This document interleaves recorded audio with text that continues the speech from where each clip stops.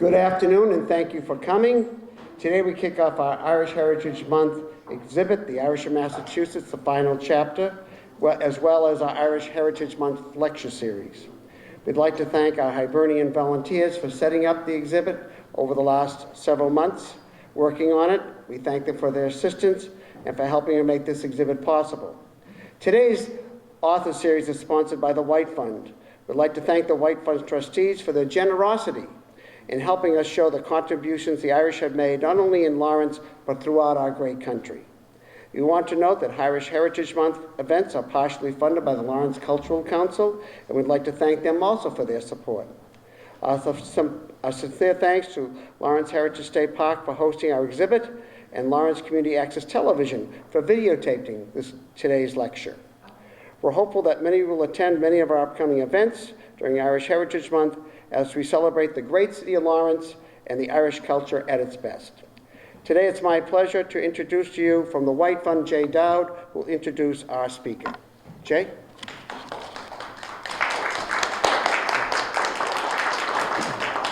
Good afternoon, everyone. My name is Jay Dowd, and my fellow White Fund trustee is Hibernian Eileen Burnell. Our guest this afternoon, Miss Robin Gerry, a prominent Irish author on the subject of genealogy. We'd like to welcome her to the White Fund and Lawrence Hibernian Lecture. It is part of a series that dates back decades. Judge Daniel A. White established the lectures in 1854 with a special design, as he said, to enlighten the minds and elevate the character of the young of both sexes. That, of course, includes us this afternoon. Over the years, Laurentians listened to the likes of Ralph Waldo Emerson, Robert Frost, and as late as last spring, Julia Alvarez.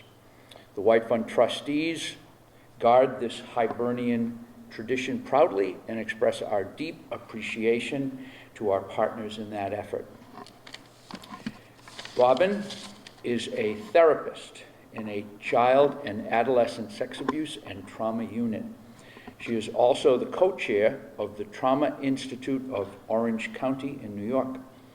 It is through understanding the impact of historical and familial trauma in her work that she was finally able to piece her own family story together and understand the intergenerational issues stemming from ancestors feeling there was little choice for survival other than to emigrate to a new country and leaving their beloved Ireland forever. So it is with great pleasure that we present Robin Gerry to discuss her book, Healing the Family Heart Holes, a genealogical quest to solve an illegal adoption mystery using DNA, old records, and of course some Irish luck. Robin?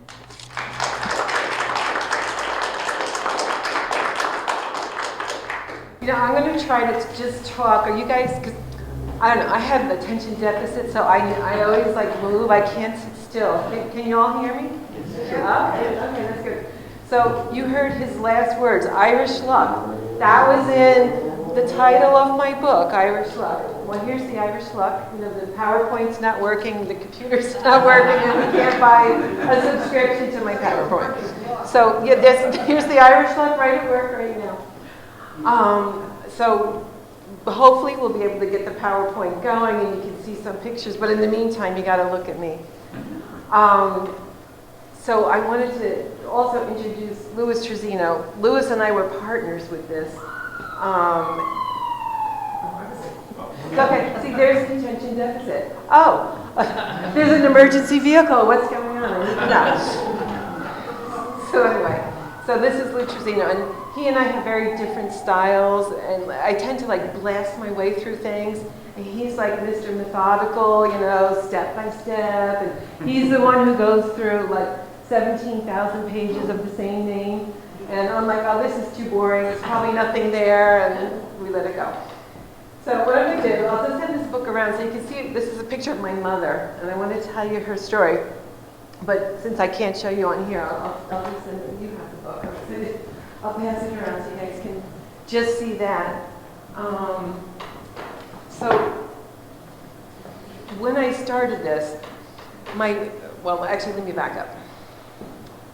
I'm a trauma therapist, and I work with kids who have been sexually abused and assaulted, or murdered. Their siblings have been murdered, or their father killed their mother, and kidnapped victims, all of that. So it's like so much trauma. And then when I realize when I meet them that their mother was also raped, and their father was killed and in jail, and so it made me start thinking about the intergenerational impact of trauma. And my theory, well, it's not even a theory, it's what I came to with all of this is realizing, I'm presuming everybody here is Irish? No. Oh, there's two of you here, okay. Well, most of us are, but even the Italians, like, nobody would, who would leave their country, their family, their home, their relatives, if they didn't have to? Like, nobody would do that. Like, if somebody told us we have to go move to Guatemala or, Tangiers, whatever, we'd be like, I don't want to do that. It's really, really traumatic. And back in the day when it happened, it was, you kind of knew you were never going to see your family again. Which, like, how traumatic is that? You're never going to see your siblings, your parents. So we come from trauma. And I think understanding the Irish story is putting that in perspective of trauma. So what I wanted to ask too is, how many people here don't know their whole family story, can take it back generations and generations, or lost grandparents or lost aunts or uncles? Do we even know, like, who knows what county in Ireland your family came from? That's good. So about half. Okay, maybe a little bit more than half, but not everybody knows. Like, think about that. Like, in this country, you ask, oh, where are you from? New York, New Jersey, Massachusetts, whatever. It really kind of identifies us. Coming from Louisiana is very different than coming from Boston. It's just a different, it's a different identifier. But so many people don't know who they are. How many people know their great-grandparents' name? Okay, about half. That's better than normal, so bravo to you guys. How did you find that out? Genealogy. Yeah. Research. It's hard, right? Especially the Irish. It's really, really hard. It's very tricky. So, all right, what I want to do is, this technology I did myself, so I could do this. I'm going to play a song, and I was going to have the words up here, but I don't, so you're going to have to listen. And it's a song you all know, and it's a song that kind of speaks to every Irish heart, but I want you to listen to it through the eyes of trauma and through the lens of trauma, okay? Oh, Danny boy, the pipes are calling. From glen to glen and down the mountainside.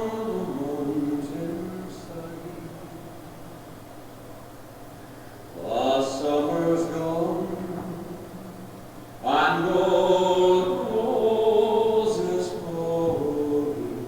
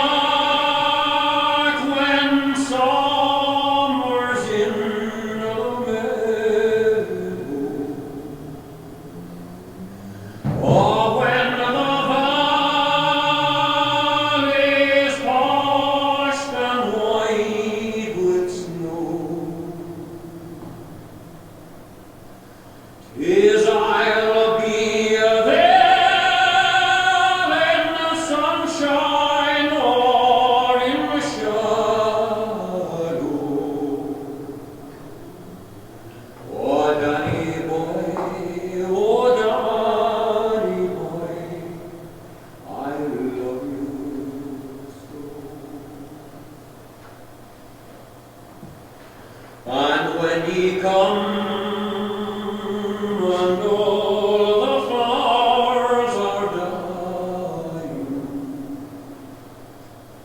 and I am dead as dead I will be, you'll come and find the place where I am lying. I kneel and say an Ave there for me, and I shall hear the soft you tread above me, and on my grave will horror sweeter be, and me shall bend and tell me that you love me, and I shall sleep in peace until you come to.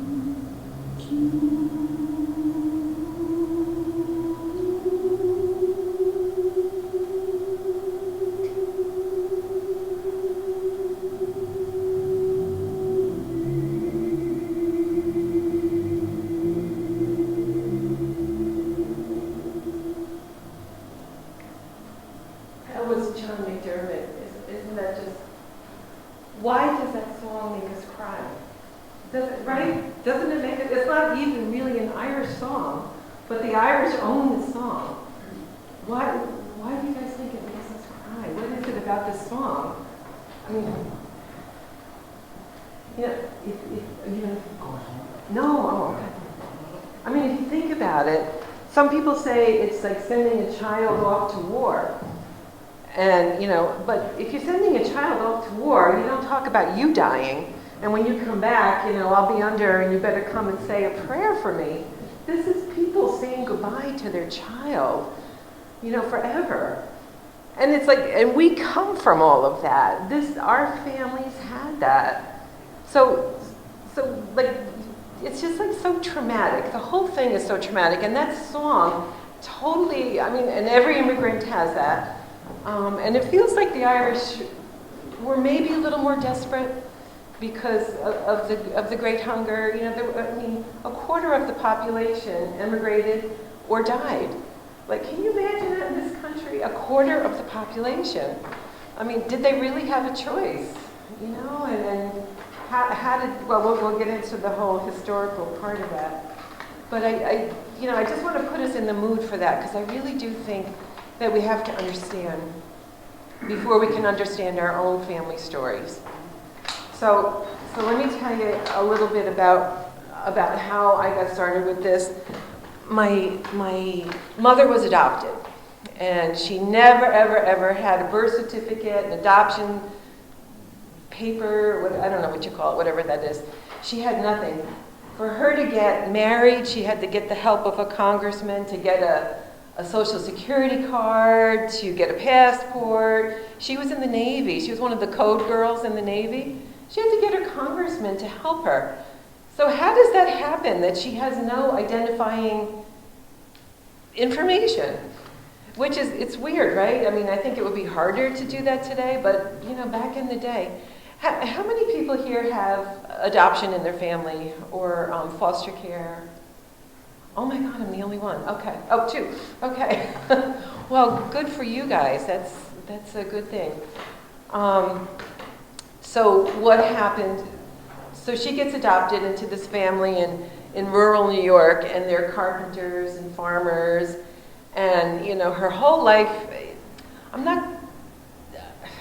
I don't know, everybody's dead now, so I don't know, but she never like introduced us to any of those cousins, the adopted family. She never spoke about them very much. So I don't know. I always kind of wonder, was it a good thing for her? I don't know. I mean, I would think. I just feel like there's something happened, and I don't really know what. But anyway, so she gets adopted by these people, and her whole life, she's trying to find out who she is. I mean, and there is something she didn't know whether she was Spanish or Irish or English or Dutch or who knew. She was kind of a redhead with green eyes. We thought maybe Irish. We really hoped Irish, but we didn't know. So she instills. Well, okay. So that means we have no family. My sisters and I have no family from that side. Like there's nobody. We have a grandmother from our father's side. So she tells us that she doesn't know anything about her adopted family except that her mother was an Irish actress and her father was a Russian sculptor. Now, how cool is that, right? Like, wouldn't we all want to be from an Irish actress, of some renown? So there's a deathbed story where her adopted mother is dying, and as a last gift to, her adopted mother says, "Do you want to know who your biological mother is?" And as a last gift, like this whole deathbed scene, I don't know if it's true.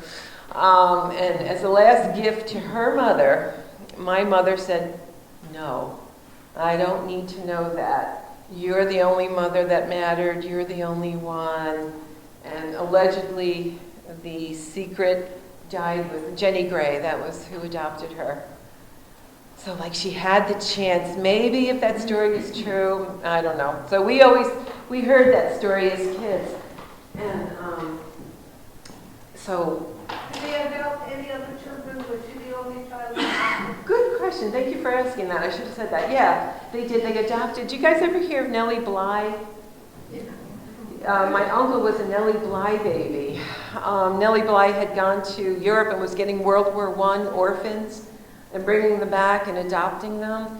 And so I was thinking, and then I wound up, she became a celebrity in her own right and was kind of running around with movie stars and whatnot. And I'm like, oh, maybe Nellie knew like a movie star got all, knocked up and whatever, and Nellie helped her out. She had this adoption thing going anyway. And so that just led more credence to us that my grandmother was a movie star. So so I take a DNA test, and it's, oh here, I'll take a DNA test, and I show up as like 68% Irish. I was so happy. I also wanted to find out if I was Native American. I was really hoping for that too. I'm not. Not at all, nothing. Irish was, what do we all get? Like Irish and Norwegian and British, the whole Celtic thing there. But anyway, so in that whole thing, I found my family. So we didn't know one true thing. What my sis, I have two sisters, and what we did as children. And I think if there's a hole in our families, we tend to fill it up. And so we were thinking about, all right, who could our grandmother really be?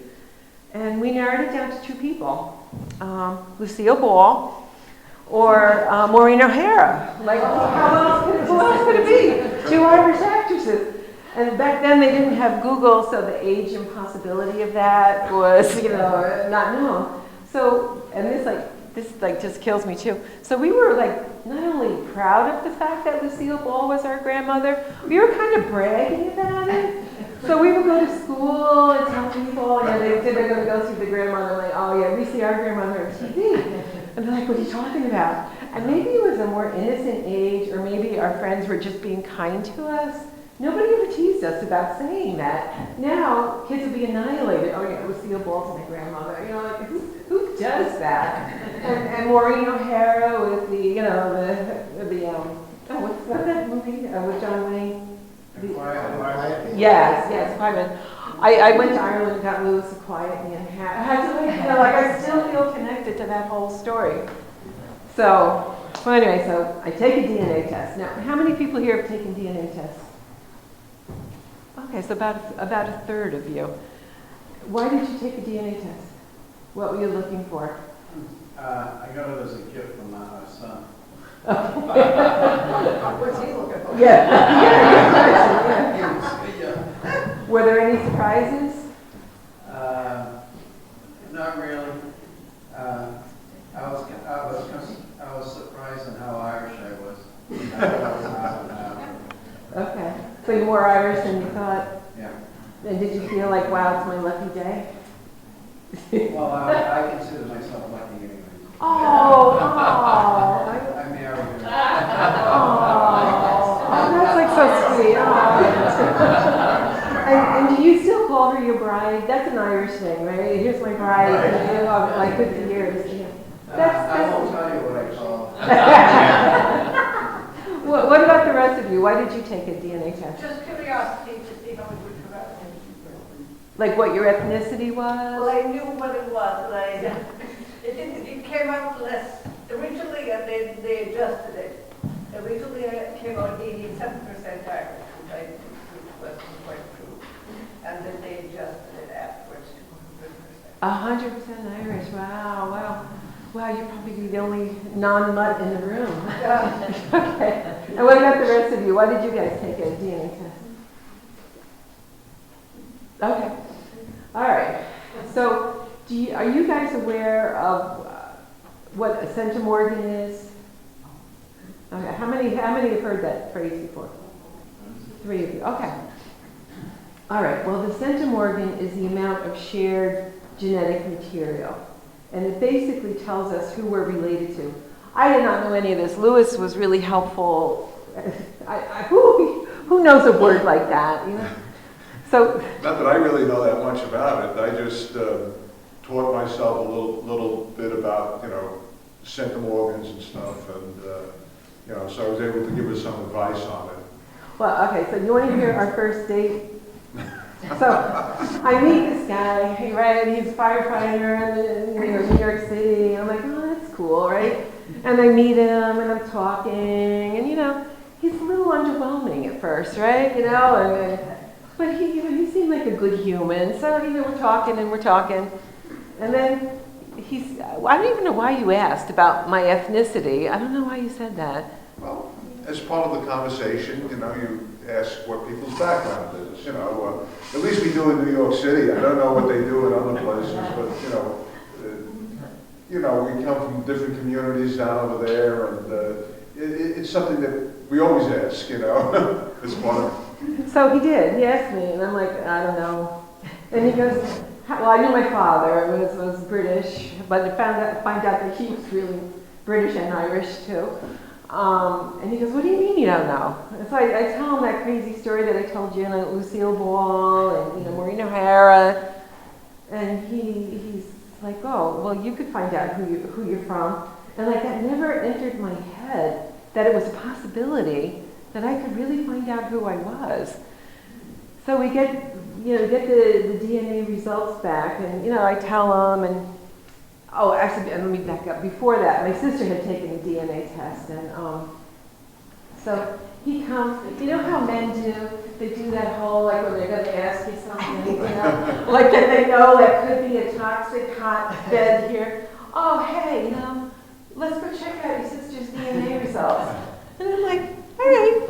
So we put it on. And then he takes off like a lunatic, like, oh my God, look at these cousins, look at this one, who's that, who's this? and he finds a message on these DNA things. People can email each other. So this cousin, pretty highly related cousin, sends my sister an email and says, oh, we're related, this is very exciting. And she had, she had I think it was 370 something centimorgans. Just to give you an example, well, you know what, let me pass these out. It'll give you something to look at during the boring parts of this. This is the hard part of the lecture.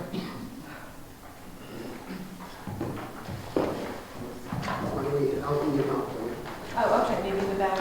All right.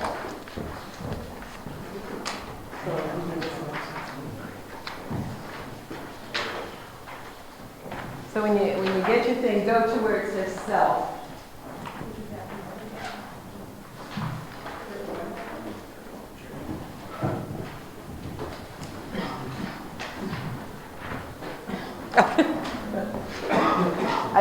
Oh, there you are, Jim. I was like, oh, Jim left. He jumped out the window. Okay. Does everybody have one? All right. Now see where it says self? And then you go up above, and it says parent. And under parent, it says 3,330 to 3,720 centimorgans.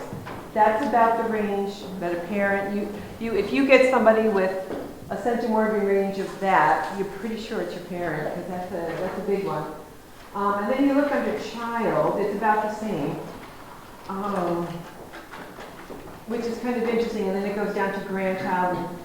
But if you notice that the range in them, like some of them are like 1,000 points apart, so there's a huge, huge range in there, and it gets sometimes hard to figure it out. So if you go to the, like this part is like full, like married people. I'm on the bastard side over here. So if you go to like the green part, I say that, and I use the word illegitimate in the book. That's how my mother referred to herself. I don't think that at all. I mean, I was going to adopt children myself, but she always considered herself an illegitimate baby, an unwanted child, and so that's how she did it. But if you go over here, you look, like I think I just told you that my cousin was, she was a half cousin, it was almost 400.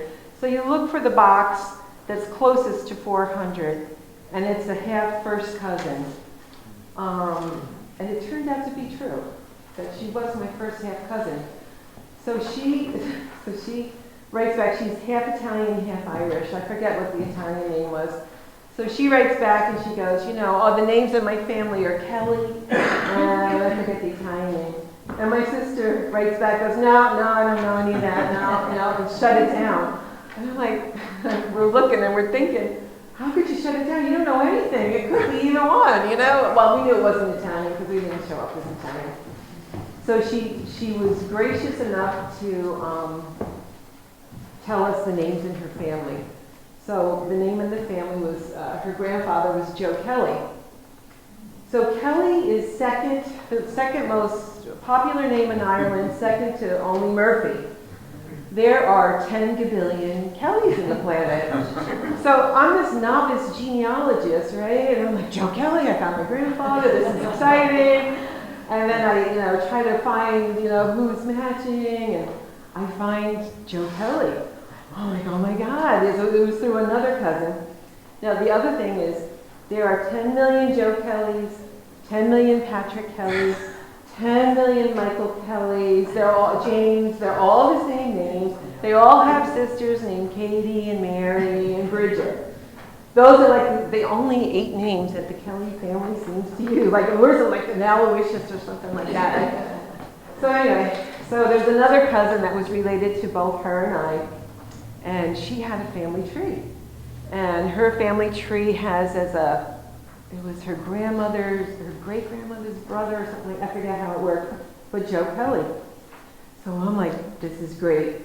I go tromping off to Ireland. She puts a picture of which I'm going to show you but maybe later, of the family cottage in Ireland. And she had a name called Menlo, Vermont. I didn't know what that was. Apparently Menlo and Vermont are like right next to each other, so they call that area, both. And Ballinasloe too, they're all kind of right there. So I rent a car, I go to Ireland, I'm gonna go find my family, right? I've never even been to Ireland before, right? So I get there, and we talk about, and I don't know, this is where it gets weird for me, and I don't know if it's how you guys feel about this. I honestly felt that angels were helping me. There was some force or energy or something. I get in the car, and my car drives straight to the family farm. And I have her picture, and I'm looking at it, and I'm looking at this farm, and something compelled me to stop there. And the picture had the thatch roof, and now it has like a metal tin roof. Is that what they call the tin roofs? I guess. That's, Yeah. No, it wasn't thatch. It was. It had been. The original picture was that. So anyways, so I stop and I'm like, wow, I feel drawn to this place. But anyway, I'm like, oh, what are the odds of that? So I go into town, and there's like a little tiny store there. And I go in, and this was my plan, my only plan to find my family. I walked into the store, and I said, let me find the oldest person I can find. And there was this farmer. He had his wellies on. He was like full of mud, and he's got this little, it's sort of like a 7-Eleven store, you know, it's an Irish version of that, small. So I go in, and his name is Jack. And I explain what I'm doing, and he looks at me, and he goes, so you're a Kelly? And it hit me. I felt like sobbing right there. And I'm like, what? You know, I never really considered I'm getting teary even talking about it now. And he goes, you're a Kelly? And I'm like, I guess I am. So then he grabs my hand and starts flailing it in the store. And he goes, look we got Robin Gerry from America here.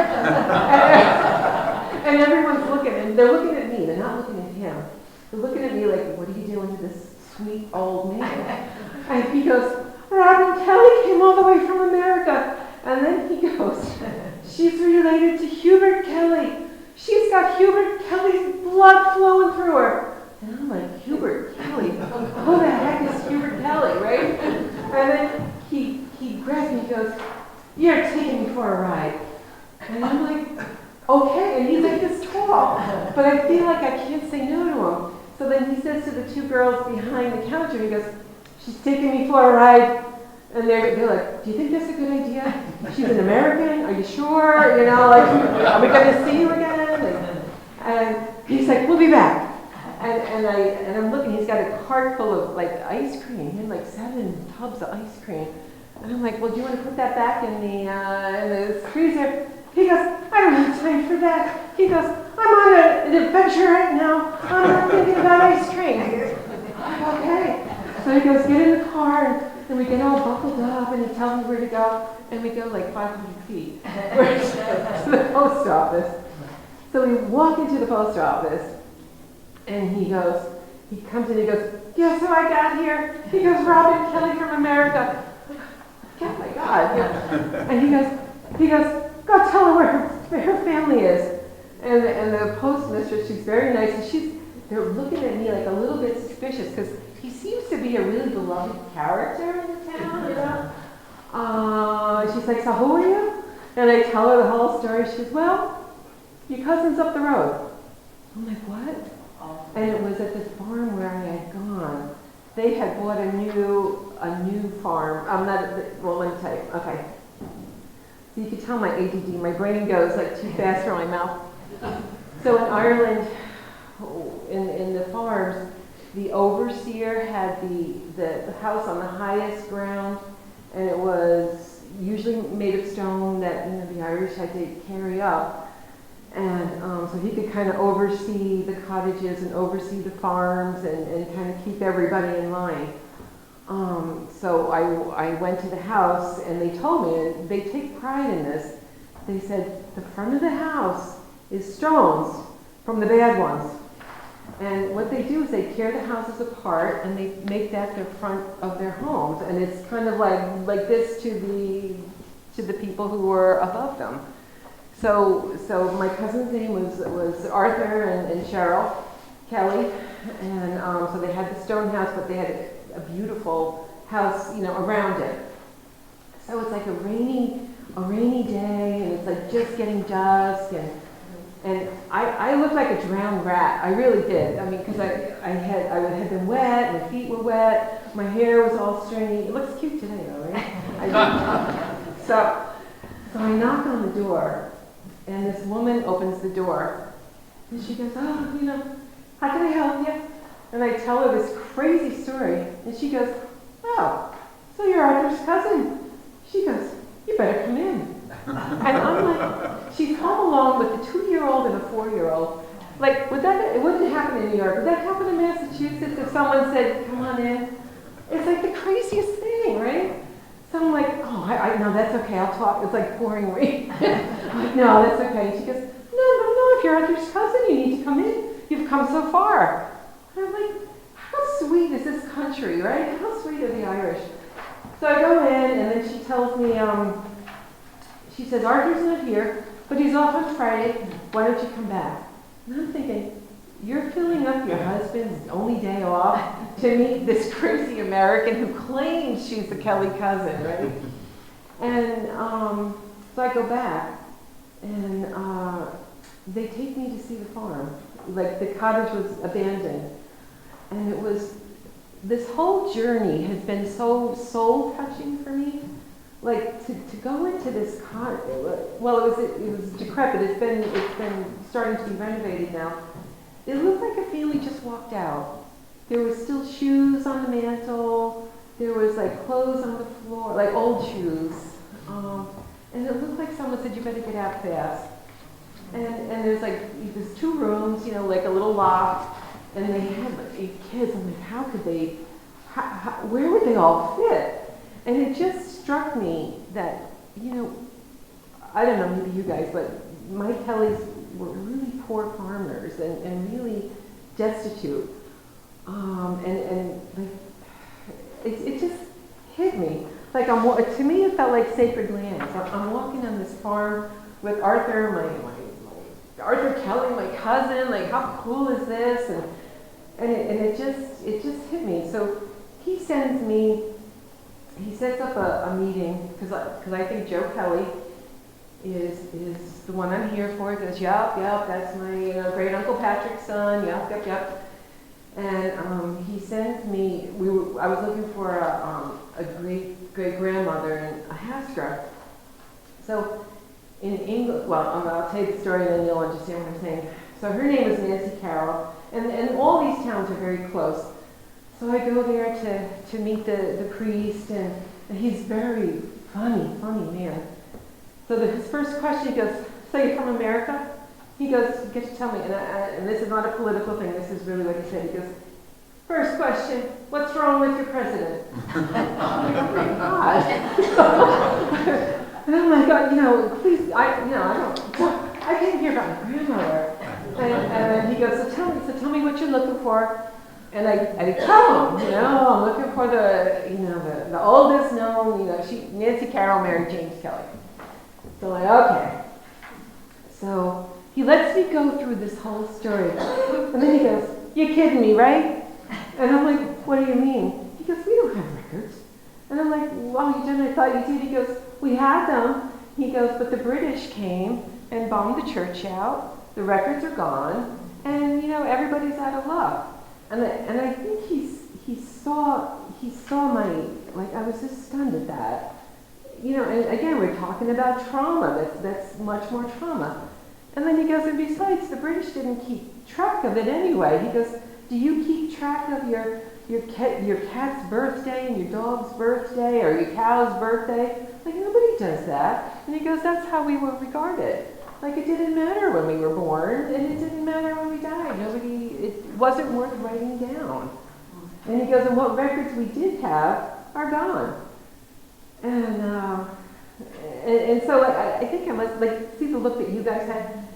That's so sad, right? Like the Irish were not viewed as human, kind of like subhuman. So he sees my look. He goes, but don't worry. He goes, I'm going to call your cousin. And I'm like, what? He goes, so he calls this man named Brandon Donnellan, who is a sheep farmer in Hastra. And Brandon is a brilliant man, he's in the book, who does genealogy going back to the 1200s and 1300s and knows Irish history. And so he calls him, and this is what he says. This is how, like, the Irish, how they think of America. He goes, Brandon, I got your cousin here.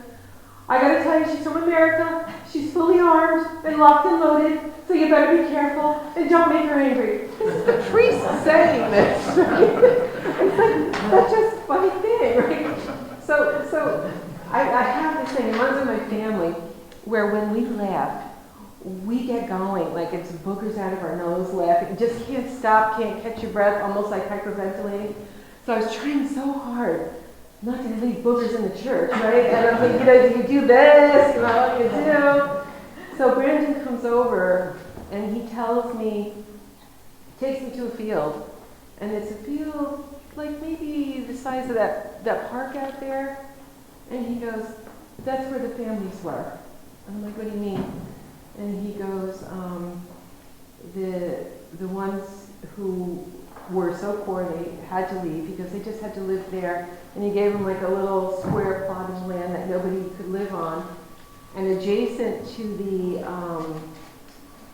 it's like a football field kind of size. And I forget how many people he said were there, hundreds.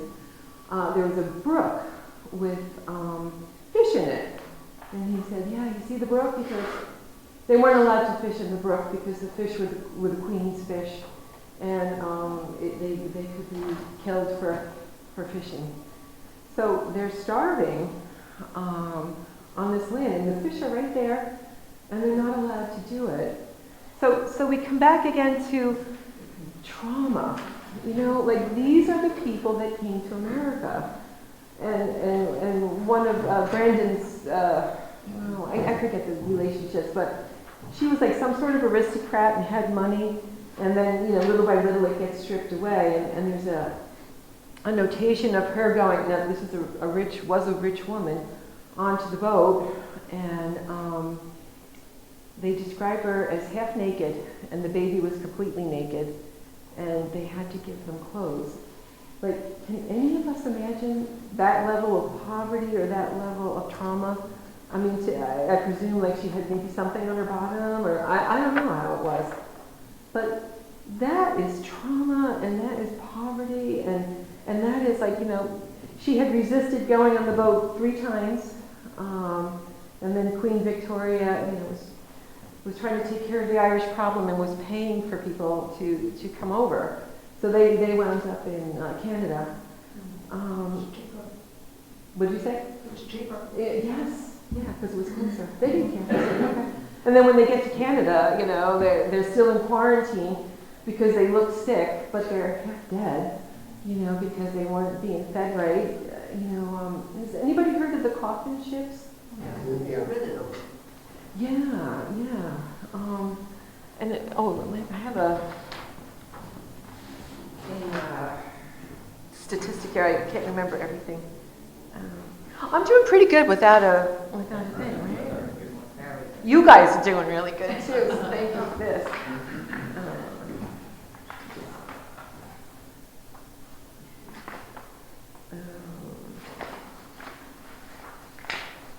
See, I'm not going in order here. Hold on. You're looking for the figure on, Yeah.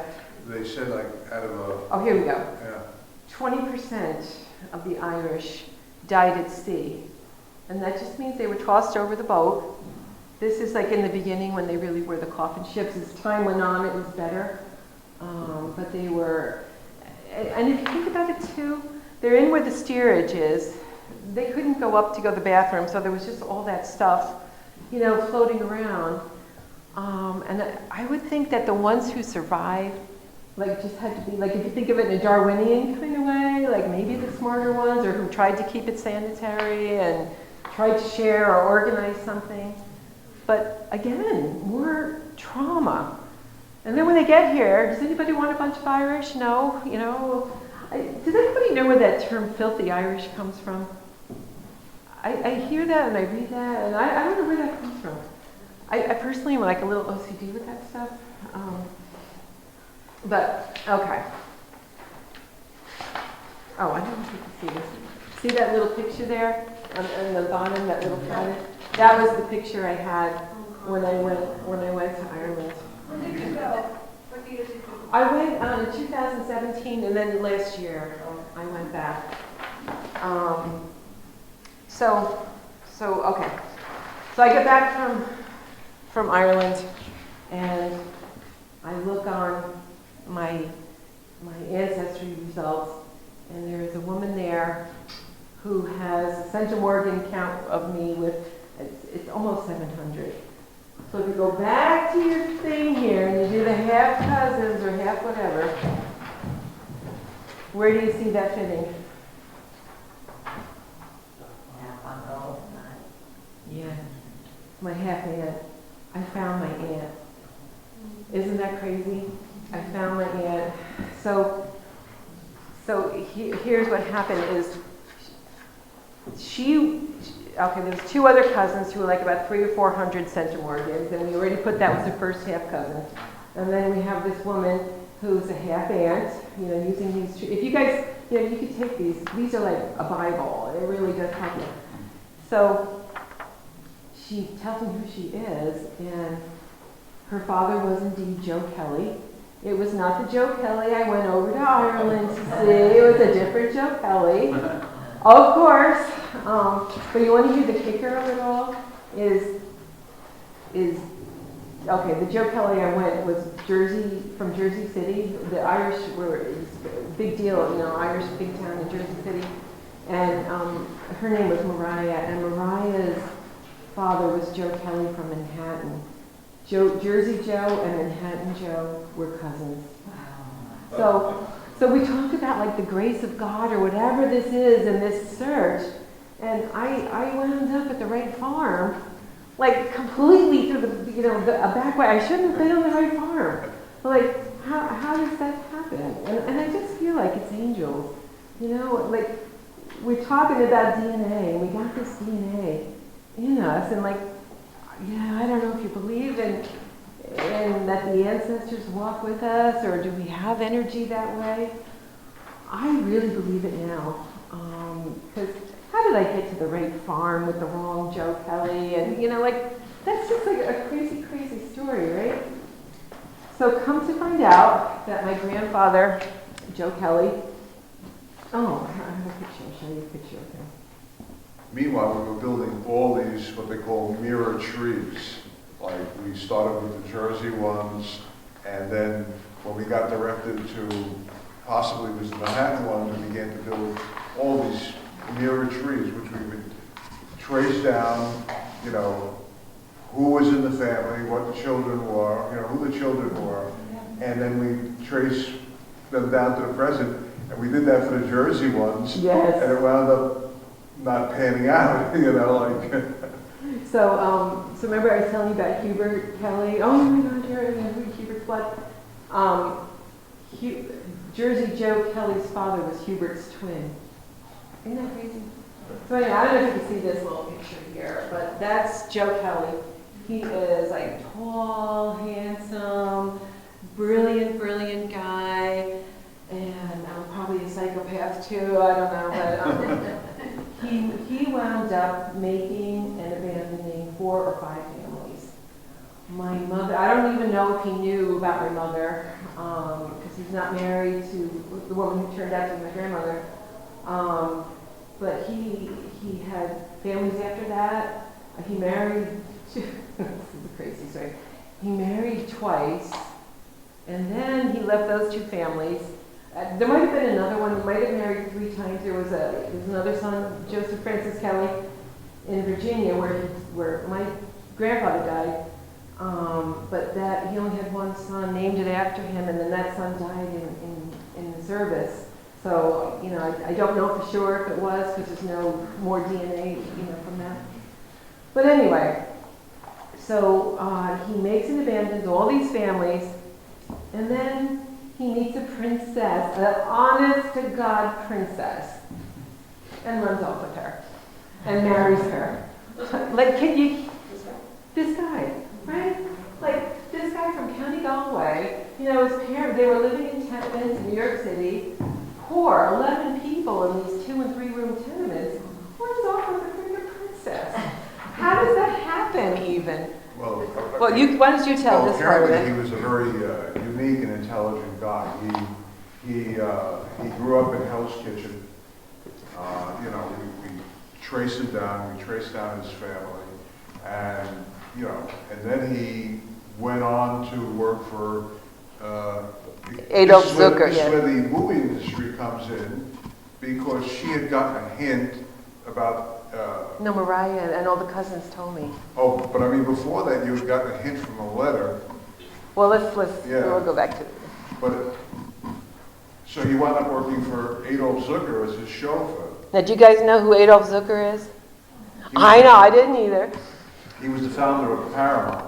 Paramount Pictures, the movie studio. And he started, Adolph Zukor started in the teens. He started off as a furrier in Chicago, an immigrant, and he became a furrier. He then moved to Lower Manhattan, my area, and then was a furrier over there. And then, as a lot of people from the Lower East Side, a lot of these people who became these movie producers and started studios were actually from my neighborhood in the Lower East Side. And Adolph Zukor was one of them. And her grandfather wound up becoming his chauffeur. Right? So I'm thinking, movie star theory, right? He was moving movie stars all over the place. A hot man in a hot car. Like, they didn't even have cars then. They're still doing, his father was a coach driver, a coachman. So I'm like, Joe Kelly. I have to hand it to him. He was cute. And these movie stars said, oh, sure, honey, I'll take you. Where do you got to go? And so he's shuffling movie stars around. So I started, so I'm like, okay, I got to look up Irish actresses. The first, and this is where I really wish we had this because I can't read it, but there was Adolph Zukor had a thing in the silent movie era called the Famous Players Company. And it was like Rudolph Valentino, Gloria Swanson, Tallulah Bankhead, you know, all of those actresses. I'm so excited, right? So I tested through Ancestry, and you could type in a name, like say Tallulah Bankhead. Although you have to be careful because they always change their names, and you know you have to get the original birth name. So and there's a way to. It's true, yeah. There's a way to search. You put in Tallulah Bankhead, and then you look and you see who has trees on Tallulah Bankhead. And then I checked all of them to see if I was related to them. So, like, it was really weird. No movie stars were showing up. I was getting concerned. I first did Lucille Ball and Maureen O'Hara, and it's like nothing. I'm like, Mia Farrow is not my sister. It's just like, I just can't even believe this. So I went through all the famous players, and then I'm like, well, maybe it was later. So I got a list of all the actresses working from. My mother was born in 1921. She had us like late. So I was looking for all of the actresses from like say 1915 to 1925, and try to do like DNA. It wound up being like 214 actresses I went through. That's how instilled this family story got in my head. And then I'm like, oh, I got to give it up. I'm not Lucille Ball is not my grandmother. Oh my God. So when the book came out, I was teasing my sisters about it, and my sister was like, she like 55 or something, and she goes, well, what do you mean? Lucille Ball's not our grandmother? Like that's how instilled these stories. Do you guys have family stories too, like that you hear coming down? No, just me. Okay. Yeah, but you do, and it becomes true. Whether there's usually like a kernel of truth in it somewhere. So, My thing in genealogy is a lot of our families got separated from their history. You know, wars happened, you know, passage of time, and I always said, like, where I started doing my genealogy was the only record that we had was stories, you know, and so she gave me, she was telling me the story of the actress story, and we began to delve into these actresses and stuff, and we said, okay, who would be in the right age range, who had a name that might, now one of your family names was Carol, right? Yeah. And, yeah. Okay. Yes. I just wanted to remind you of that. I forgot about that. Yeah. So First name or last name? There's the last name. That was the one where the priest didn't, have. I was trying to look up Nancy Carroll. So anyway, there is an actress named Nancy Carroll. Oh my God, I found her. And oh, I forgot to tell you, on the deathbed story, my adopted grandmother had told my mother that her biological mother allegedly was a actress of some renown and had even been on TV recently. So she died in I think early 1950s. So I'm like, oh, there's a big clue there. So I come to Nancy Carroll, who was in New York City, just around the corner from Joe Kelly. Oh my gosh. Come to find out she had a show on TV with her daughter in the I forget the name. 1950s. Yeah, it was like some early kind 1950s. of cop show or something. Oh, I found my girl. And Nancy Carroll is like the cutest little thing. But that's like kind of the key too, because she was little. I'm the shortest one in my family, and I'm like 5'7". My sister is 6 feet. My other sister is like 5'11", and Nancy was 5 foot. Oh, but she had the red hair and the blue eyes, and I'm like, all right, this could work. The DNA is funny, and so I called her family. Not called, I got a grandson on, Ancestry. You can email them with this whole cockamamie story. I think maybe your great-grandmother is my grandmother too. And come to find out, there really was a relative connected to, her name was really Veronica Laheef, connected to the Laheefs. I'm like, this is it. And come to find out that relative who's connected to the Laheef family was from my father's side. Like, what are the odds? So there's like 10,000 dead ends with this. So if you're really going to do it, you have to be prepared for it, because it was kind of crazy. So we're still trying to find my grandmother, but we do some more research on my grandfather. And why don't you say what he did, because you're better at explaining his role in the city votes. Well, we came across, we went through censuses and stuff, and at some point he had been working for Adolph Zukor, the movie producer, and apparently living next to him in Nyack, New York, where he had an estate.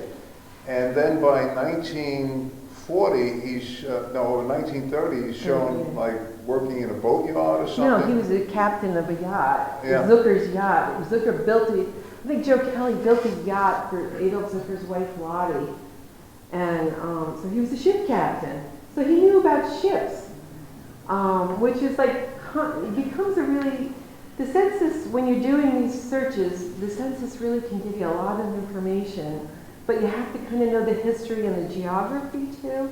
And it was good that all this happened in New York City, and he's like he's a historian from New York, so that helped. So then we get these newspaper articles about Joe Kelly, and you want to describe what he did? You're better at that. In 1936, he joined the U.S. Or somehow got into the U.S. Maritime Commission at the same time that Joe Kennedy did, who he became the head of it. And then, when the war breaks out, the U.S. Maritime Commission becomes the U.S. War Shipping Board. And she had been told that he became important to shipping. And he was one of the administrators in New York Harbor, directing the docking and loading of ships to Europe and organizing them in convoys and stuff to go to Europe. Anybody over here a little bit of a maritime historian? Well, he also reported to Congress. He apparently was pretty well known. And he went on to report to Congress an event took place in New York City on the west side of Manhattan, in the neighborhood that he basically came from, and it was called the Normandy Fire. There was a very famous passenger liner called the Normandy, and it was docked, and when France fell out of the war, we kind of took it over, and it was going to be converted to a troop ship. It caught fire, and my department wound up sinking it, and it capsized at its pier. And it was a significant event because they did not know if it was sabotage. And he was put in charge of the investigation and reported to Congress And what they determined was, or what he felt at the time, was that it was an accident, an accident. To this day, people go back and forth, and some say, well, no, it was sabotage, and that's why they made a deal with Lucky Luciano that, to keep labor strife off the waterfront and stuff like that. And we don't know this, but we tend to feel that he might have been appointed because he came from the Hell's Kitchen and the West Side, and he would know all the players down on the piers too. So it's speculation on that, but it's an interesting aside that he happened to come from there, and he was put in charge of investigating that disaster. What the relatives also said was that he was friends with Joe Kelly, not Joe Kelly, Joe Kennedy, the president's father, and was doing like secret missions or something with the White House, and was like having lunch with Batista and Henry Cabot Lodge up on Cape Cod, and it's like weird stuff, right? So here he is in New York Harbor doing all this, and he's like the man about town. I got a subscription of 2 months to newspapers.com. I said, let me put it in and see what pops up. Well, damned if he's not out with movie stars. And he got an award for like raising bonds or something. And guess who gave him the award? Toluba Bankhead and Billy Burke give him the award in front of this star-studded thing with Ed Sullivan was there. I forget all the other movie stars. So the movie star thing is still like running through my head. Like he's with these movie stars. Like it's weird. It's hard to let go of the stories. So so I meet Mariah, and in fact, I think Mariah's going to come when I come to the Irish Center. My grandfather had children for 47 years. Now think about that, right? 47 years. My mother was the first. Mariah and her siblings are the youngest. And they're all, like, her brother is a rocket scientist, like 3 PhD, like they're smart people, and she's got some brilliant research study going on. But anyway, they're younger than us. I don't know how old they really are, but I think like they're in their early 50s or something. So my aunt is like this hot little woman, she's gorgeous, and I'm like, and my cousins are all like in their 20s, and because Joe Kelly had them when he was 67 years old or something, right? I know, that's a stunned look on your face. I know. Can you imagine? But it didn't matter. Like I would think, like I would worry about, taking care of kids if you have them when you're 67. But he abandons them anyway, so it was not an issue. She was starting crying. So that was kind of a crazy thing. So we wound up. I wound up going back to Ireland again. And this time I have more information and I'm doing more research. And so are you aware of a bogman? Have you ever heard of the bogman? No.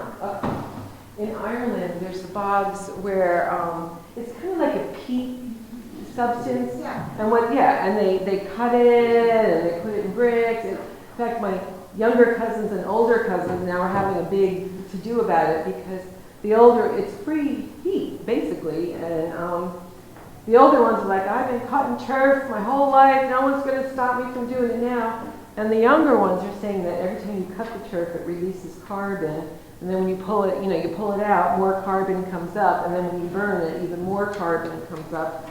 So it's like a triple carbon dump, and so it's, but the elder generation is like, no way, I've been doing it, no one's going to stop me, it's free, what do you want me to do? And so anyway, so there's these bogs all over Ireland.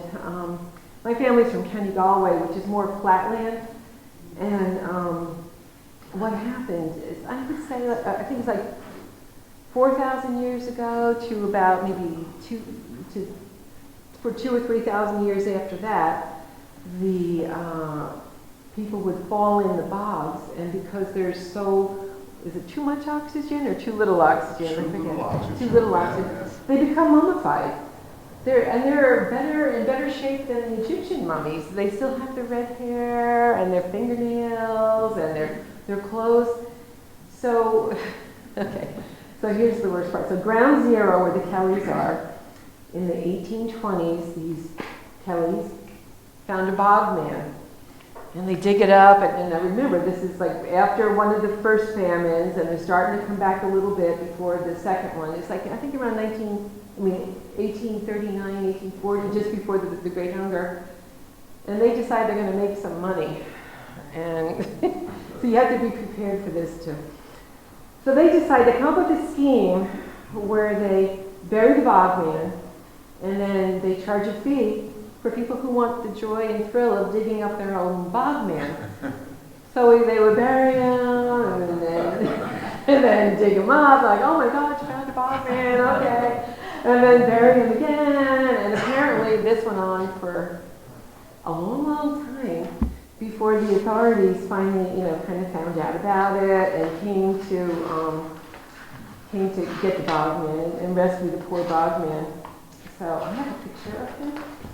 So they take the bog man, and now he is resting.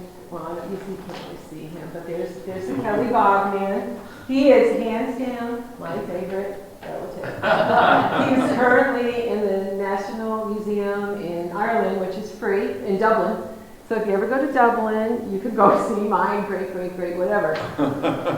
Isn't that the funniest thing? Like, and how ghoulish. Like this poor soul gets buried and exhumed and buried and exhumed for years. So he's not in as good a shape as he was when they found him. That's like, I debated whether to put that in the book or not, because I'm like, I hope. If they took it up, then the oxygen would go. So that kind of destroys it or whatever. Yeah, It's not preserved very long unless the air comes in. Yeah, so that's why he deteriorated so much. He was in much better He shape. would have been preserved in the bog once he's dug up. Yeah, that's exactly what happened. It's horrible, right? Yeah, it's kind of embarrassing, but he really is a cool thing. In fact, I sent all my family pictures of the bog man's face, and he's like this, right? And with my face like this. I'm like, do you see the resemblance? So nobody did. I don't know. But it's kind of cool, and he even still had like little patches of reddish hair. So he really is. So that was kind of fun. And then I went back again. You probably heard of this, the Tomb children scandal in Ireland? Would you want to just talk about it a little bit? I really don't know it well enough to. Oh, okay. I just heard about it. Okay. And we say Tuam, Tuam, but they say Tomb. And it was in County Galway, again, not far from where we were. And I think you were talking about adoption before. There was a children's home there, and this was, again, during the Great Hunger. They were taking kids from families if families couldn't feed them, and it was like almost like a factory kind of, and a bunch of kids died really, really early, and they just threw the bodies into like a septic area, but there were like underground rooms too, so they just jumped, I think it's like around 1,000 kids down there. And it's one of the darkest times in Irish history. And come to find out that Hubert's, the Menlo, his father, I forget, some of the Huberts. But anyway, another Hubert had 2 twins, and his wife died shortly after childbirth, which was so common. So she dies, the twins are, not even a month old, maybe 4 weeks old. And Hubert himself has, what's that disease where they send you, tuberculosis. So Hubert's mother says, I'll take the twins.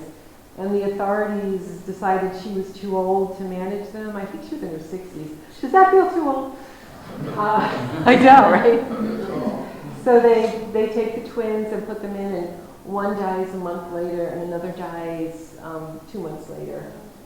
So this poor woman, you know, her daughter-in-law dies, her 2 grandkids die, her son dies, and they can't find the twins. So the last time I went over to Ireland, you can't see, I tracked them down, and the family found them years later and put them all together. So they're in a grave, and you know, it was so touching for me to plant little roses. In Ireland, they have like these little roses that don't grow tall, but they're very bushy and very beautiful. I wish they had them here. It's like it doesn't cover up the writing on the tomb. So it made me feel so grateful, I guess, or like to touch this dark part of the family history too. And I think that comes from just not knowing who you are. Like anything becomes so relevant. The other month, Dave said something like, "Oh, I saw your picture and could tell you were a Galway girl." He made me cry. And I'm like, how, you know, why is that this man made me cry? It's like something so simple, but it made me rooted to my history. And when you don't have a history, you really don't know, like, what's it going to be?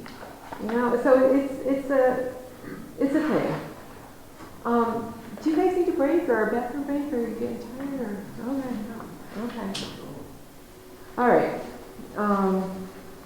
So did you ever find out where your mother, was she born in Ireland or? She was born, oh, that's a whole other story. I think in New York City. And in New York, the governor and the legislator well, you know what, I'm going to hold that question to the end because it won't make sense until now. I'm getting the governor to try to help me. Let me see my mother's, who I think is my mother's birth papers. So that's very exciting. Did you ever get the adoption papers open? There was none. Oh, we were trying to go. New York changed laws. Adoptees and children of deceased adoptees can get the birth records, but because I don't have an adoption number or a birth certificate number, I don't have anything to give them. I didn't qualify for that. So that's why I asked the governor to help me with that, and hopefully, I was hoping I would have heard word by this week, but I didn't. You did your own discovery. Yeah, we'll get to that part. So if you guys do decide to take a DNA test and contact people, I would really, really urge like caution. Like when I was telling you about Nancy Carroll's, I'm like, oh, I think your grandmother had an illegitimate baby. You know, people don't want to hear that. They just don't want to hear that. You know, it's like, leave me alone. It's terrible, you know. So, but how I really learned my lesson was one of those cousins, half cousins, so it would be my mother, well, I don't even want to tell you the relationship, says, why don't you call my mother? She's 90, maybe she knows something, she's crazy, she's psychotic, but maybe she'll talk to you. And when she told me that, I thought she was speaking metaphorically. I did not realize she really is schizophrenic. I had no idea. So I call her up like Susie Sunshine, and I'm like so excited to be talking to somebody who should know my mother, and I'm just thinking the whole thing went really, really well. And what happened is she got off the phone. I don't even know how to say this. She turned me in as an Islamic terrorist and a swindler of lands in the beautiful Emerald Isles. She put a complaint in against me with the district attorney's office where I work. Now, I know, right? They don't tell you this stuff in a DNA book. You know, like what to do if you get accused of being an Islamic terrorist. And look at me. You know, it's like, so I told you I work with kids who, yeah, you'd think it's funny. It wasn't. It was actually. So I told you I work with kids whose family members have been murdered and, you know, raped and sodomized. I work with the district attorneys all the time. I'm in grand jury all the time with these kids. They couldn't talk to me. I couldn't do my job because I was under investigation for Islamic terrorism. I know, right? Is that the craziest thing? So, you know, finally, this is a cute part too. Well, so I'm telling my son, I have two sons, and they had come home and, on their way to someplace else, and they're slobs, just total slobs. So I'm telling them, we gotta get this house clean in case they come in the middle of the night and toss the house. And then my kids are like, no one's gonna toss the house. I'm like, you gotta get it clean. And then even after I found out that I was no longer under investigation, I still gotta get the house clean. So anyway, so finally I go to the this #2 guy in Orange County District Attorney's office, and I'm like, John, how's the investigation coming? He goes, oh, don't worry about it. He says, it's all done. Your relative didn't leave a name or number, and apparently you can't make felony allegations without leaving your name and number. You can't do it anonymously. Thank God for me. Otherwise, I'd be I don't know where I'd be. So I wanted a piece of, and he goes to me, I gotta tell you, Rob, when I saw it come across my desk, he goes, I wasn't really surprised. There's always something about you that just didn't quite sit right, So I wasn't really surprised.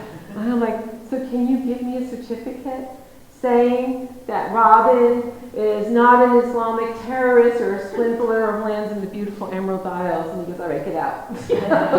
But wouldn't that be great, though, right? Well, So, as you were saying, approach is very important, and there are different. You can read online, especially in terms of adoption, and there are ways to approach it, and even if the people aren't crazy, like in that particular case, my family comes from the country with the other eye, originally from Italy, and when I was looking for my grandfather's family, nothing was known about him. But we happen to have a very unique name, and I happen to know what part he came from. So you would send, so there was only 25 families with that name in Italy. And they're all concentrated around Genoa. So you'd write letters, and people wanted to know, well, what's your motive? They're very, especially in Italy, I guess, they've been burned by people coming back and trying to claim land or something. So you got to be very, very careful the way you approach these people. It was successful. I eventually did find his descendants of his family, but you got to be very. The approach is very important. and not be naive like I was. Oh, you're as happy to hear from me as I have to hear from you. I don't know. It's just who wouldn't like me, right? So, but I think that she also comes from trauma. So I just wanted to talk a little bit about, and we're going to get back to the genealogy again. The history of Ireland, because it's so trauma-filled, and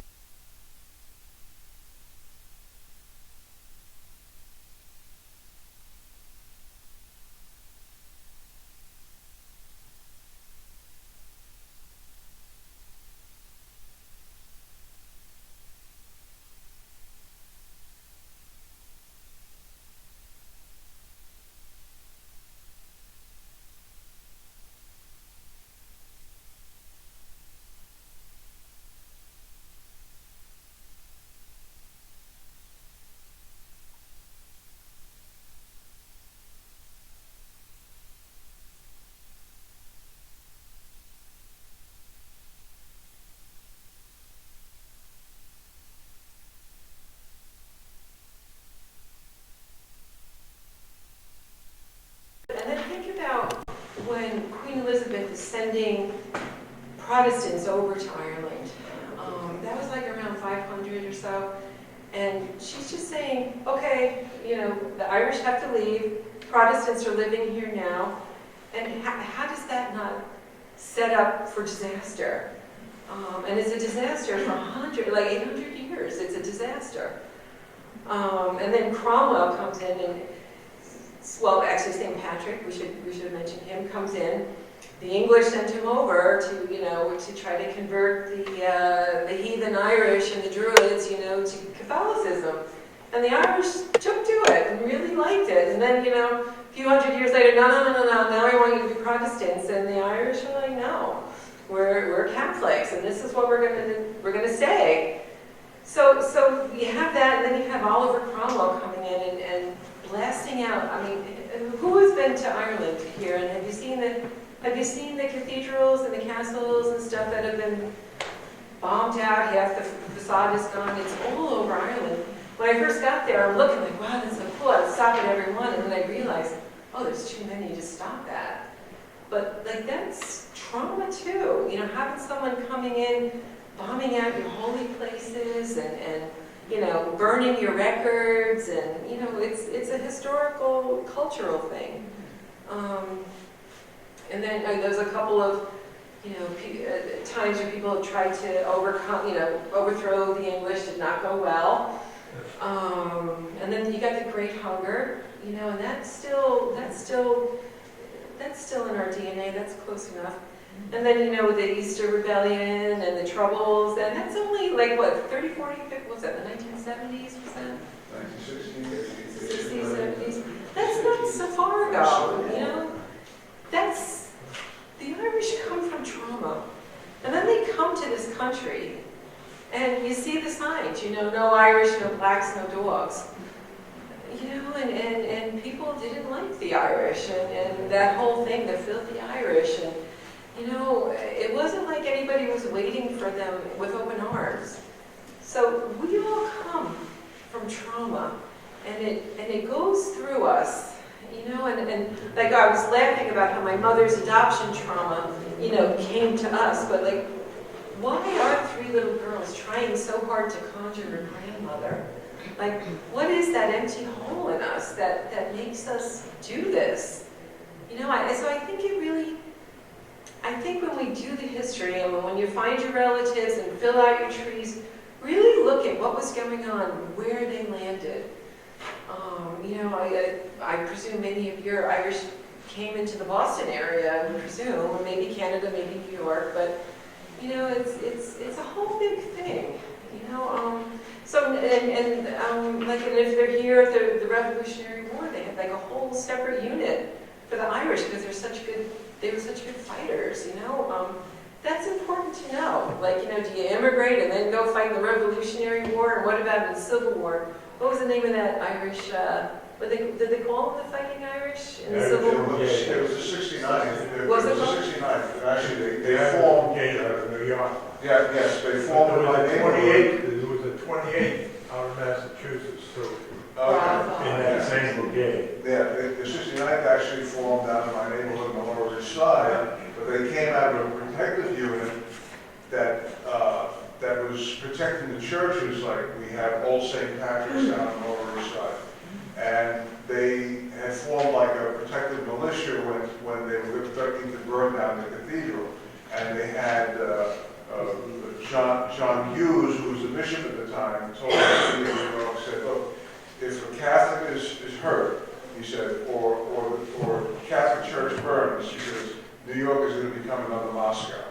And he had this unit that eventually became, in 1851, became the 69th. It was accepted into the New York State Militia at that point.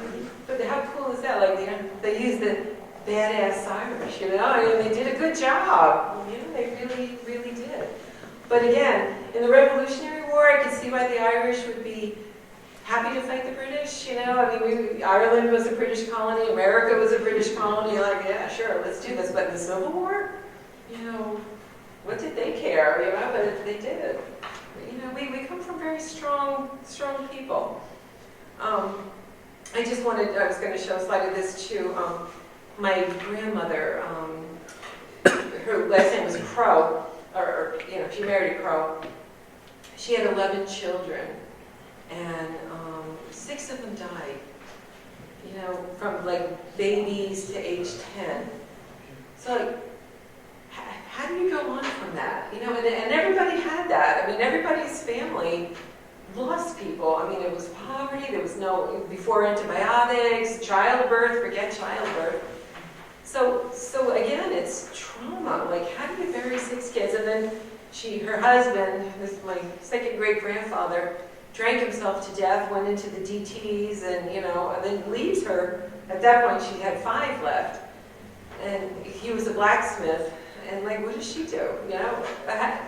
So it's trauma, but it's resilience too, because she did survive. And the fact that we're all here proves that we did survive. And maybe it's that Darwinian thing again. I don't know. I have the theory, in order to do this genealogy, which she kind of did, you have to immerse yourself in like the culture of the people, what they went through. I took her down to the Lower East Side to show her tenements, where the Irish lived, where people had lived, so you have to really kind of immerse yourself in the sense. You have to get a sense of how they met, how they, how people got to know each other, how they lived, and then a lot of research, going to cemeteries and this and that, to trace these families. Yeah, that's how I got those records, was the cemetery. So I see that we're getting close to ending, so I want to just finish about my grandmother. So I knew all this stuff about Joe Kelly, went back to Ireland a few times, and found all these crazy stories, and met these crazy people, and I still didn't know anything about my grandmother. So on Ancestry, they give you like the centimorgan count, and again, there was a cousin who was, let's see, I think she was about 200 centimorgans, so check your paper, where would you think she might be?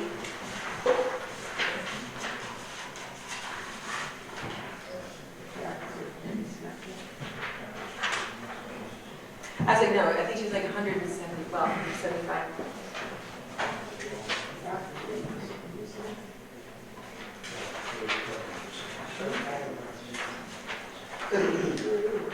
Yep. About 150, 160. So there's more than one. Yeah, that's the hard part of this. You're not going to get an exact, here it is. You have to really kind of play with it. Are these based on century, on decades? No, those are generations. That's what I mean. Yeah. Well, if you look on the green side here, or to the left of self, it comes up like either half cousin or half first cousin, twice removed. She wound up being a third cousin. So I went through you go through your highest centimorgan people first, and I was like sorting everybody out, like who was my father's, and there was this one person. I couldn't see her attached to anybody. So I did what's called mirror trees. I knew that we were maybe third cousins. So I went back I went back one more generation to try to, took her tree, and I went to our, she would be third great grandparents. And I knew it was there because her third great grandparents were, no, her second, I'm sorry. That's so confusing without paper. Were this Baxter family, Baxter Martin family. And I was very highly related to all of their children, so I knew it was in there somewhere. So I went, it's like eeny, meeny, miny, moe. I went to the Baxters first. He comes from 10 people, and they all came from 10 people, who had 10 people, who had 10 people. I think and I was trying to find somebody, what I was looking for was somebody who was near Joe Kelly in Midtown Manhattan.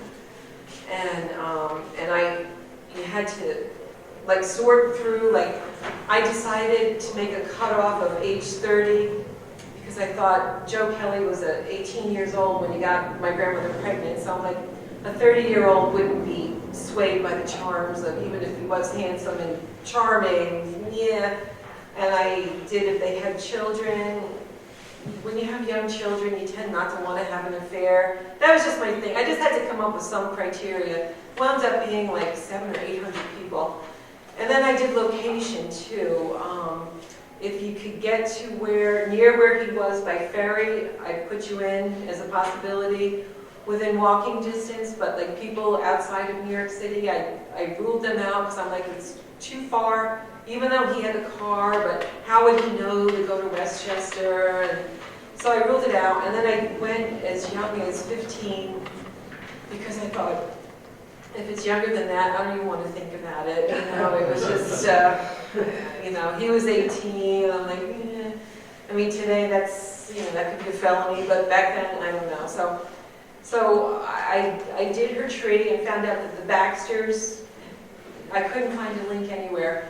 There was one woman named Rosina whose parents died in the influenza epidemic in New York City. They both died within 3 days of each other. And she's an orphan. And she would have been like, she was a year or two older than him. I thought, wow, she would have been vulnerable and all that. But then I see she married really fast and moved to South America. And I'm like, okay, it's probably not Rosina. So then I did the Martin side of the family. It was Emma Martin was her third great-grandmother, or second great-grandmother. And I went out through that, and they also had a lot of people. But the grandmother I told you about, who lost 6 of her children, the third great-grandmother, lost 6 of her children, 3 lived. 1 was Emma Martin, and 1 was James Martin, her brother. So I started going through there, and there, oh, actually, why don't you talk about how you found James Martin and how your little breakthrough? Well, we began to look at this Emma Baxter, and of course, you know, we went through death certificates and cemetery records and everything else, and we traced them back to this Martin family. But then we found out that she was not a Martin. She was actually from that family Crow, and her mother was Joanna Rittinger, her name was. She was actually of German extraction. And then they had James, and there was a James Martin in there, but his real name was James Crow. And we began to trace them down. Yeah, I want you to talk about the directories, the city directories. Began to use the city. One way of tracing people in between censuses. Luckily, in New York City, in New York State, we had a federal census and we would have a state census in between. So we kind of got a profile of what the family was, and I was using the city directories, which predate the telephone books. Everybody winds up being in there. Of course, there are telephones by the 1870s and 80s, but nobody has it. So the directories tell you what people did, where they lived, and of course we chased this Charles Crow, who dies in James Martin. We trace the family and we see when he dies, and then we see Johanna marries a Martin. Person named, what was his name? Robin Martin. And so we trace, so now these 2 kids that were born to Charles Crow and Joanna Rittinger now become, the names changed to Martin. We don't believe there was an adoption in there. He kept the name, but they did tend to keep it as a middle name, the Crow name. Can you just talk about the directories? The directories? Yeah, what you did, how you broke the case. Well, I don't want to run out of time. I'm so sorry. Yeah. Where you went into the directories and looked up the James Martins. Okay, and then I traced the Martins down. Okay, and I found that they married. That he marries a.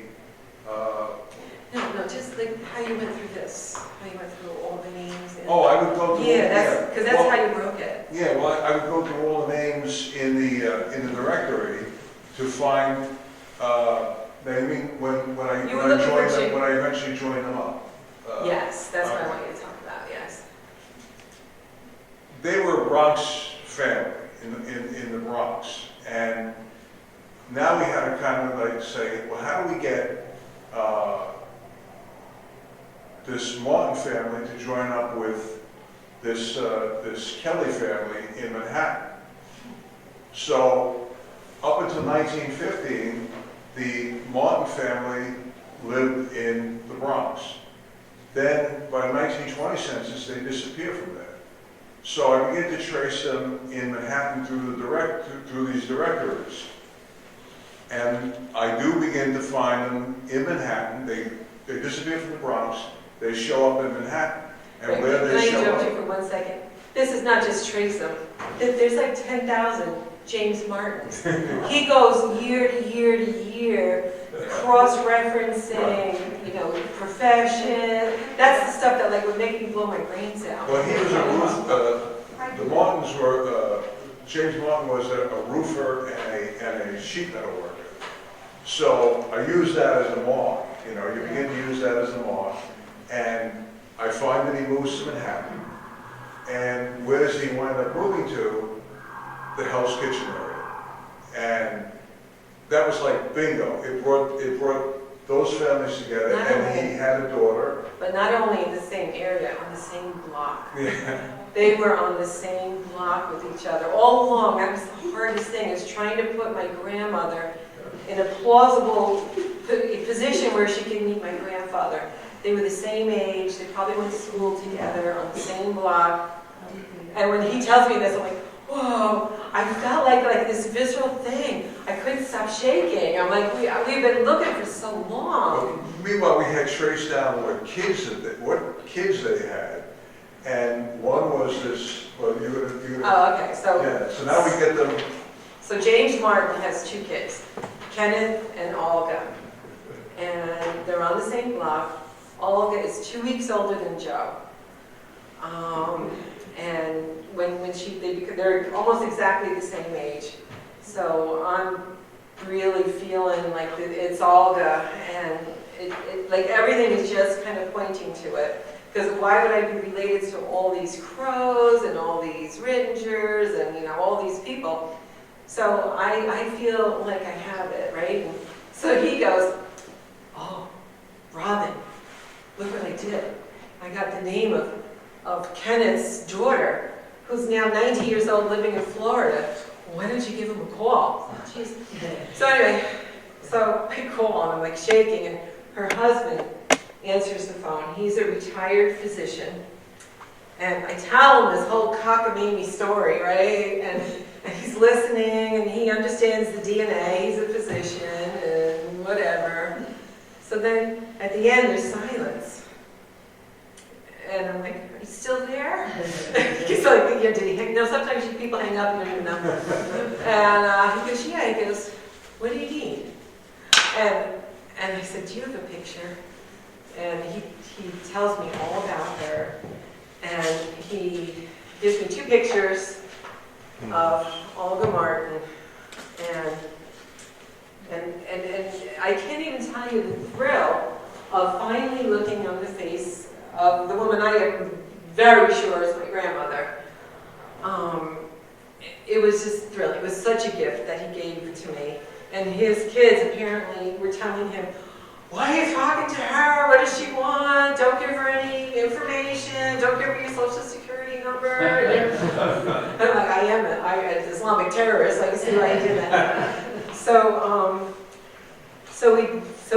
which was very, very cool. And then just to go back full circle to the movie star thing, Olga marries a man named John Cervente. You guys ever hear of Hackensack, like right across from Manhattan? Yeah. Yep. Where Frank Sinatra comes from. Hoboken, yeah. And, well, yeah, Hoboken. Why did I say Hackensack? Okay. So she and John own this restaurant called Clam Broth House, which was like a really famous restaurant in its time. And movie stars would go there and hang out because Frank Sinatra would go there, and it was right on the waterfront. Did you ever see that movie with Marlon Brando? It's filmed right there. And there's a line in the movie that has to be like an homage to the Clam Broth House that says, "Get your stinking clam breath away from me." Like, why would anybody say that, right? So Sinatra's father would go there every day to play pinochle with Olga's husband. And then he brought the whole Brat Pack there. What president sent the troops off? Okay, the Clam Broth House, it was owned by a family called Cervantes, and they started a restaurant in 1899. President Woodrow Wilson was there seeing the troops off on the Hoboken waterfront going to World War I. And he stood on the balcony of what was Saventi's restaurant, which became the Clan Broth House. And just an amazing story. It was an institution in Hoboken. It's a historical site now, yeah. The sign is still there. So we got Joe running around with movie stars and presidents, and we got Olga running around with singers and movie stars. So we always imagine, like, what if Joe Kelly came to the Clan Broth House? And this was during the time of Prohibition, right? Like, would she have taken a bottle of prohibited whiskey and smack him on the head with that? We never did find them, together again. So I think the story's all done. And then Lewis goes on this site called, well, you tell about what you did. We're almost done here. I go on a site called Fulton History, okay, and I run the name over L1. And it comes up, her marrying somebody in Philadelphia, PA, named Louis Rochelle. And so now we send away for the marriage certificate, and he winds up being her Olga Martin, and Louis Rochelle winds up, had married her in 1919. But then something else comes up, I go online, and that a kid named Kenneth Rochelle is buried in a cemetery called Fairmont Cemetery in Newark, New Jersey. So I go out there and I'm tracing that, and it says that he was born in New York City. All right, so I have to go over there. I can't find his birth certificate there because they won't let you into the birth certificates unless you're a relative. But I do find his death certificate with his address and when he died. But that dovetails with some other thing that... So Kenneth dies as an infant. It was such a sad story of measles and whooping cough. So it's weird because he dies in March, and in like 3 months later, Olga becomes pregnant with my mother, which is a weird turnaround, So I don't know if Kenneth was really, she wasn't married to Rochelle before. I don't know, maybe it was Joe Kelly's son too. I'll never know that. But the point of all this is, and it was a rambling thing here today. You guys have been really good without a PowerPoint. It's hard to watch somebody for an hour and a half. But it's look through everything. We do census records, you look through DNA, this Fulton history, we did newspaper articles, family pictures, family stories. The movie star story turned out not to be true. And Lucille Ball is not my grandmother. But Partially true. well, they were all hanging around with movie stars, that's for sure. He was involved in the movie industry. Yeah. And that was correct. Yeah, it was. And the important thing is you have to start off, when you don't know anything, like when I started off with just stories that had been handed down to me. And then, my father didn't have much, but when he passed away, I went through his drawer and I found certain documents that I began to see, how his name was originally spelled when he came into the country, and that helped my research. And so you have to go through, you have to include everything if you're going to do this type of research, stories, and start off with that and find all the elders. I even went and it didn't wind up panning out with the information I was looking for. Talking to the son of a 104-year-old woman, that her family had been friends of my father's family, and she was supposed to have been my grandmother's best friend, and I had to call up and ask. I didn't want to say your late mother because I had met her once when she was 92 years old or so, And I realized at the time that I was going to call, she was going to have to be 104. But I didn't want to say your late mother, so I kind of like, in terms of being careful about what you say, I kind of said, well, you know, I knew your mother was my grandmother's best friend, and you know, maybe she might have told you some stories or something without bringing that your late mother. And he goes, well, she never told me that, he said, but you know what? I'm going to go in the other room and ask my mother. She was 104 years old. Her name was Caterina Redella, and she was also Genoese. And like, apparently the woman was totally lucid and stuff. He went there and asked, he said, well, they weren't friends in 1915, you know, when your grandfather passed away. He said they didn't become friends till later on, so she doesn't know that information. But, you know, you have to start with things like that. And then at that time, you had to go to the National Archives, and there were no things on, you know, nothing online. You had to go to the indexes and go through tapes, and a lot of them were not, there were no indexes. And in a way, it was kind of good because a lot of the indexes today go through a lot of interpretation of the script and stuff. And I'm an advocate of using all these things we have today because it's amazing and led me to a lot of stuff. But I'd like to go back to the original document and actually look at it because you do get a lot of information out of it. I couldn't. We should talk about, because we've just got a couple minutes here, the birth certificates. Birth certificates and, death certificates too. Death certificates and marriage certificates, you gotta pay for them. They're usually like, what, 15, 20 bucks? It's so worth it, because on marriage certificates you get your parents' name. Because a lot of us, don't know your parents, like your grandparents' name. So you gotta, that's really helpful. And on death certificates too, and sometimes, and with the Irish too, you gotta be careful when they say country of origin. A lot of the immigrants would say England, because England, Ireland was an English territory. So if you see that, don't let that throw you, because that doesn't mean they weren't from Ireland. And never stop searching the documents. Like if you go to in Irish genealogy and stuff, a lot of times in the marriage records they may not say exactly where they came from, as you said. But in New York City, for instance, we had the Immigrant Savings Bank records, and the Immigrant Savings Bank was formed by an Irish gentleman. And if you look at the records of it, somehow these records were preserved, some also from the Bowery Savings Bank. And you go across it, and they have the town, they have the name of the town and the county they came from. The parents' names sometimes are in the ledgers.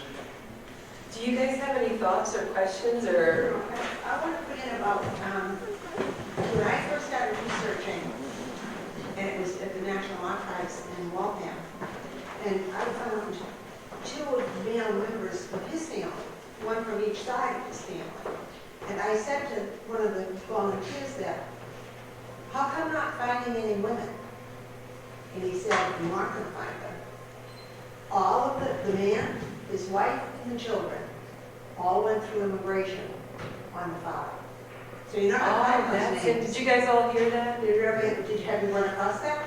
Not in New York City. In New York City, But we're by Boston now, though. Yeah, and it could be different. So that was the immigration record, and it wasn't like anything marked like 1 woman, 2 children, or anything. Well, but I'm talking like 1840s, 1850s, pre-Ellis Island. Okay, yeah. Our families were all, matter of fact, mine's all Canada. You know what, in the records from New York City, I believe I've seen even in the 1840s, if you're lucky enough to find it, people listed by their names. And like, I know insofar as like Italian immigrants, they were listed the women were listed underneath their maiden name. Okay? Yes. And Even on the census records, they'll do that. excuse me? Even census records, they'll have the maiden name of the wife. If you're lucky, that's wonderful, yeah. Yeah, if you find that. Now, in New York City, in the census records I looked at, no, they were listed, so I guess it varies from place to place.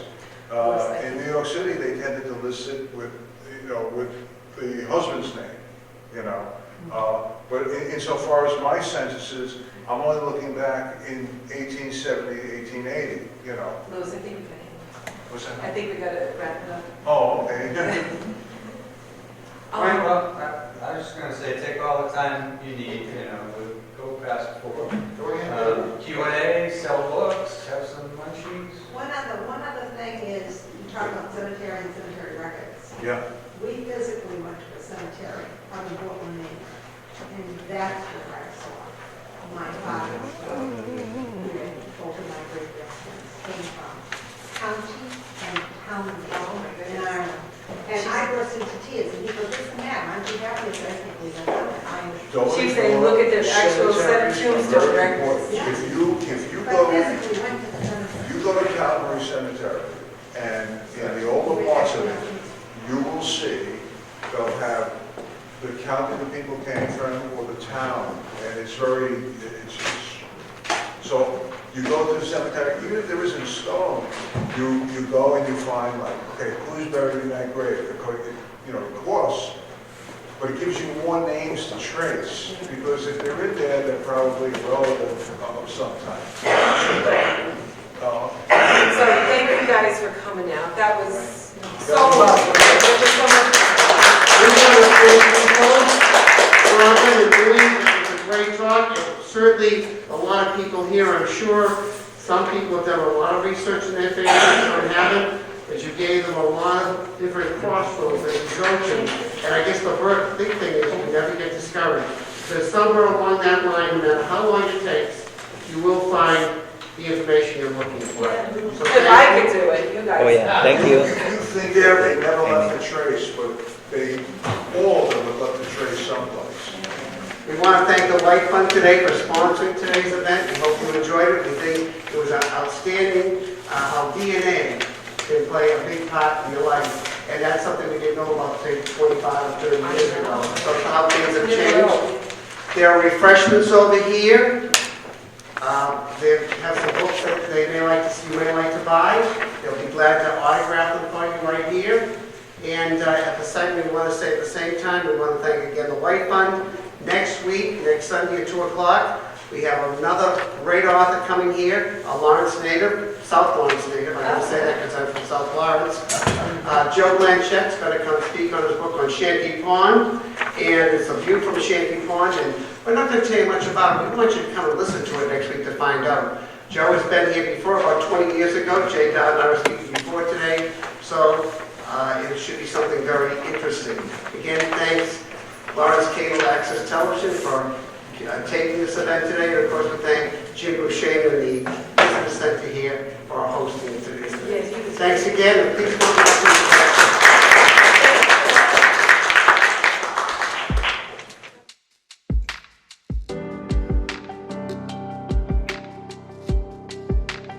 the Soundstripe.